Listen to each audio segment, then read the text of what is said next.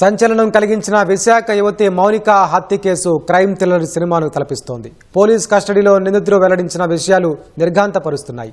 తన అపార్ట్మెంట్లో మౌనికను చంపకుండా తన స్నేహితుని గది యువతిని తీసుకెళ్లి ఊపిరాడకుండా చేసి చంపేసినట్లు నిందితుడు పోలీసుల వద్ద వెల్లడించాడు.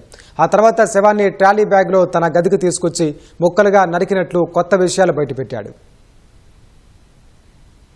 విశాఖ యువతి మౌనిక హత్య కేసులో నిందితుడి 3 రోజుల కస్టడీకి తీసుకున్న గాజువాక పోలీసులకు విచారణలో కొత్త ట్విస్ట్లో బయటపడింది. ఎవ్వరూ ఊహించని విధంగా రవీంద్ర తన స్నేహితుడి ఇంట్లో మౌనికను చంపేసి అక్కడి నుంచి ట్రాలీ బ్యాగులో మృతదేహాన్ని తన అపార్ట్మెంట్కు తెచ్చినట్లు బయటపడింది.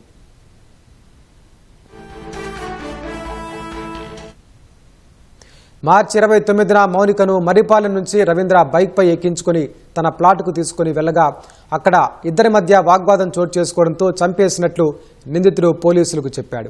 సీన్ రీకన్స్ట్రక్షన్లోనూ నిందితుడు ఇదే చూపించాడు. కోర్టు అనుమతితో విచారణకు కస్టడీలోకి తీసుకున్న పోలీసులకు సీసీ కెమెరాల్లో మౌనిక ఎల్వీ నగర్లోని రవీంద్ర ప్లాట్కు వచ్చినట్లు ఎక్కడా కనిపించలేదు.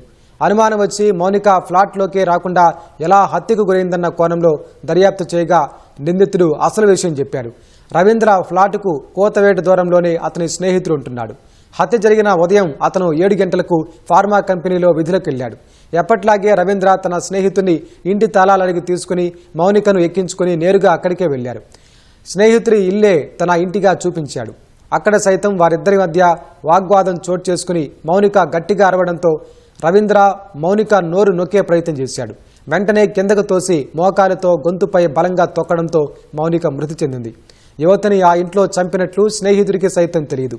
స్నేహితుడు పోలీసులకు రవీంద్ర తన ఫ్లాట్లోనే చంపినట్లే చెప్పుకొచ్చాడు. ఎందుకలా చెప్పావని పోలీసులు విచారణలో అడగ్గా తన స్నేహితుడికి ఇబ్బంది కలగకూడదని సమాధానం ఇచ్చినట్లు తెలుస్తోంది.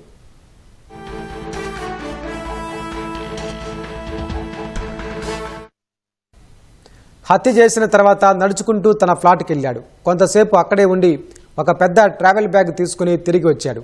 మౌనిక మృతదేహాన్ని ట్రావెల్ బ్యాగ్లో పెట్టి స్నేహితుడి ఇంట్లో నుంచి కిందకొచ్చిన రవీంద్ర ప్యాంటు జోబులో ఒక చెయ్యి పెట్టుకుని మరో చేత్తో రోడ్డుపై ట్రాలీ బ్యాగ్ ఈడ్చుకుంటూ ఎలాంటి ఆందోళన లేకుండా తిరిగి ఫ్లాట్కు చేరుకున్నాడు. ట్రాలీ బ్యాగ్తో రవీంద్ర ఫ్లాట్కు వచ్చినట్లు సీసీ ఫుటేజ్ వీడియోలు అతను చెప్పిన దానికి సరిపోలడంతో కేసు కొలిక్కొచ్చినట్లు తెలుస్తోంది. పోలీస్ కస్టడీ ముగియడంతో రవీంద్రను కేంద్ర కారాగారానికి తరలించారు. అవసరమైతే మరోసారి కస్టడీ కోరతామని గాజువాక పోలీసులు తెలిపారు.